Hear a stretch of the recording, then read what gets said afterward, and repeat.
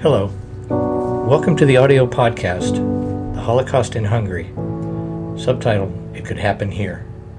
This document was written around 1996 by a man named George Hidveghy from his experiences throughout the Second World War in Hungary as a young soldier. After writing it, it was never published and eventually was inherited by his daughter, my wife.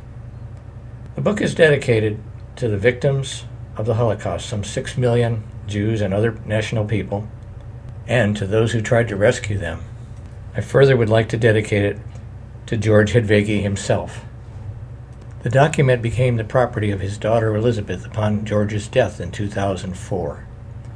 But over the years, almost 20 now, neither my wife Elizabeth nor I ever read the document. We would start and give up because it was so difficult and so painful to read. But as we are up in years and have no children, I realized about a year ago, if it was ever going to be edited and published, I would be doing it. So in the fall of 2022, I took on the task of editing this document into readable English and getting it into a digital format. The major theme of this book is the Holocaust itself and the atrocities that were committed by the Nazis. But a secondary theme is the tremendous power that propaganda had, starting with Hitler's rise to power in 1933 and culminating with the end of World War II, and how he was able to influence people to do things that were inhumane to other people throughout that period. I'm not a historian, I'm only half Hungarian, and neither can I speak the language. I took on this task as editor only. Some of the opinions George has are not my own. I did endeavor to clean up some of the broken English, but I left some of it in place because that's the flavor in which he wrote it. Further, I don't speak German, and I can't pronounce properly all the German words, and certainly not all the Hungarian words. I can't verify the validity, the factuality of this story.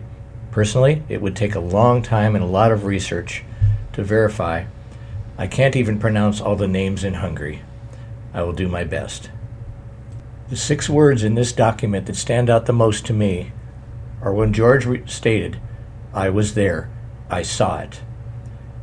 This isn't a documentary written by third-hand people. George lived through every moment of this. As to the subtitle, It Can Happen Here, as you listen to this podcast, you'll hear over and over the similarities between what went on with the Nazi propaganda in Hungary and what's going on in the United States. And when George answered the question, can it happen here? His conclusion was, it absolutely can. I'm going to pick up from George's prelude as he wrote it. After Hitler came to power, the majority of the German people accepted the National Socialist State Forum. The government started to brainwash the people. Editor's note, that was January 1933, and he was duly elected by the democratic people. The politicians and leaders made big promises through the National Socialism that Germany would be bigger, stronger, and can rule all of Europe. The propaganda in Germany, year after year, started to work and turned the people towards anti-Semitism. Like a snowball rolling downhill, it was getting bigger and bigger, and toward the end of the 1930s, it became impossible to stop. Besides, no one wanted to stop it anyway. By the middle of the 1930s, the whole of Europe, including England and France, accepted Hitler's anti-Semitism.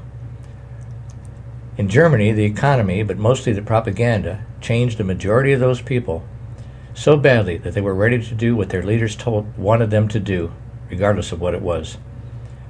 Even those who lived in Europe between the 2 wars followed up on the politics of economy and propaganda. You can better understand what was happening over there than those who had never been there during those critical times. A brilliant speaker with a magnetic personality could make people believe almost anything, even nowadays in the USA. Some cult leaders, even nowadays in the U.S., make fantastic claims to recruit people to their side, no matter if they were right or wrong, and some educated, intelligent people are ready to follow. I am very much convinced that a politician or statesman with dynamic speaking ability and a magnetic personality like Hitler had would be able to win people to his side, no matter if he is right or wrong.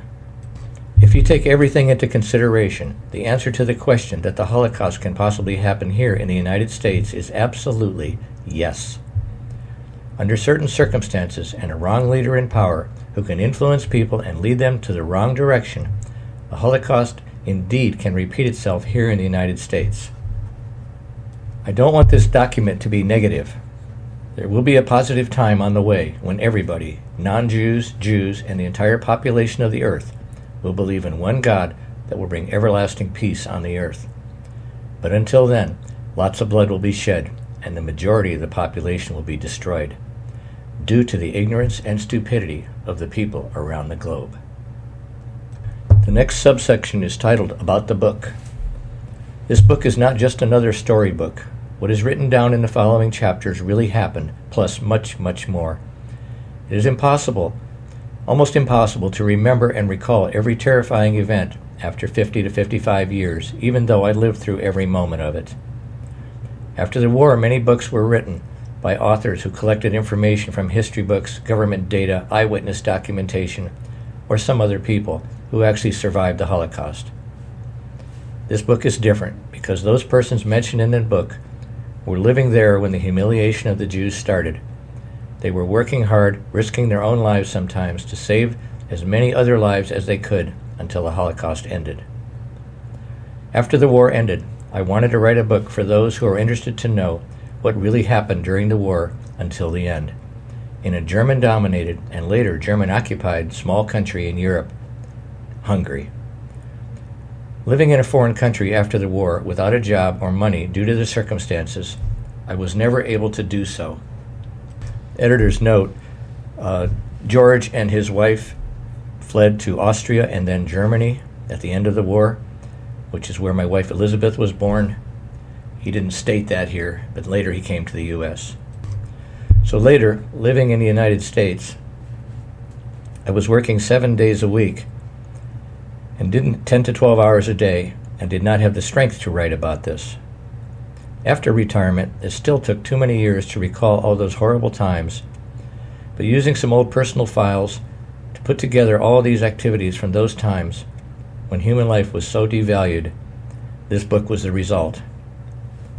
It will tell you some of the events about a group of people who did not believe in humiliation, brutality, individuals who did not have the power and the right to interfere and fight foreign or their own government's decisions.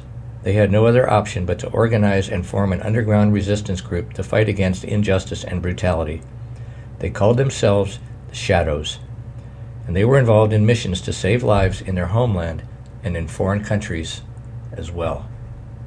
The Shadows could not work out in the open because part of the government during Admiral von Horthy's regime was blinded by Hitler's imperialistic ideas and were ready to eliminate people just to satisfy his demands. The other part of that government was helping the underground organization as much as they could. Even after the Nazi government took over control of Hungary on October 15, 1944, some of the authorities and top military persons were still helping and working with the resistance groups. The Shadows never broke the law, since the law did not forbid saving innocent people's lives, regardless of origin or faith. Some of the events you read in this book might sound unbelievable, but they really happened. To mention the names of the rescuers and lifesavers is unnecessary because most of them are dead already. Even those who are still alive today, their names mean nothing to those who were saved by them because they never knew their names anyhow, and very seldom saw their faces. They were just nameless shadows who were coming and going wherever they needed to save lives. Those people's names were rescued from the German Nazis, and the Hungarian nihilist gangs, editor's note, more about them later, or any other anti-Semitic elements will not be revealed either, because most of the time we did not know their names. When they were given new birth certificates, we did not take the original document from them because they were going to use it again when the war was over.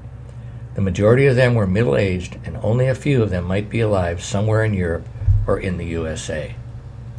And George goes on to describe The young children and the teenage children would all be past 50 years old by the time he wrote this, and none of them would be able to recognize their rescuers, nor the rescuers those would-be victims. The shadows just saved lives, and they didn't ask names or races or religions. The events written in this book took place mostly in Hungary, when the outcast of the Jewish people by the Hungarian government was officially announced. But some of the shadows went through Galicia, Poland, and Russia. An editor's note, Galicia at that time was eastern Poland and it stretched into western Ukraine. They were fighting against communism, the same communism that kept the United States and Russia in a Cold War for decades. Some of us soldiers were stationed in Poland or Ukraine as optional forces, and during those times we had the opportunity to witness what the German military was doing. Sometimes it was an indescribable, shocking experience. The German SS units were everywhere, and they went to extremity to round up helpless, unarmed people, mostly Jews, but it could be anybody whose face they did not like. While stationed in Russia and Poland, we had the opportunity to save lives, sometimes risking our own. That's actually the beginning of the time when the shadows came to life. When I speak in first person, as I just did here, I'm quoting George's text. So continuing to quote from the book, after a half a year, the Hungarian government started to rotate some of the troops. In January 1942, we were temporarily back home again. When we told the people about our experiences in Poland and Russia, they just could not believe how brutal and inhumane the German military was, and the way they treated and handled the Jews and other unwanted people. Later, during the war years, when Germany became more aggressive, and finally when Hitler decided to take over Hungary and flooded the country with military forces, Gestapo, and SS units, the people of Hungary realized how forceful and brutal the German military really was. The war ended after the Communist Army completely overtook Hungary. A new communist government was formed, and the new prime minister was just a puppet in Stalin's hands. Moscow made the laws, and the Hungarian communist government had to enforce them. Everything changed from bad to worse. Communism was not acceptable for the Hungarian people either. Moscow and the Hungarian communist leaders made the once beautiful country a living hell for the people. Thousands of young men drafted for military service were taken to Russia for training. They were taken to labor camps all over Russia. Some of them were transferred to Siberia, and many of them never returned to Hungary. Nobody knew where they were, and if parents asked too many questions, they were put in jail. The Hungarian communist puppet government did not have any power to control their own destiny. All the politicians, or anybody who had some government job, wanted to keep it and followed Moscow's orders without any hesitation. Hitler's dictatorship was the worst disaster for Europe, but Stalin and the rest of the communist leaders following the communist ideology were not any better either. This concludes episode 1 of George Hidveghy's book, The Holocaust in Hungary. An editorial comment here. I call the readers, the listeners' attention to, as we go through this, to the striking similarities, compromises made between 1940s Hungary and 2023 United States. It can happen here. I will be your narrator. My name is Dale. I wish to acknowledge the soundtrack here. It's called Sad, Thoughtful, Serious Piano. Thoughts in Piano Silence, number 115091.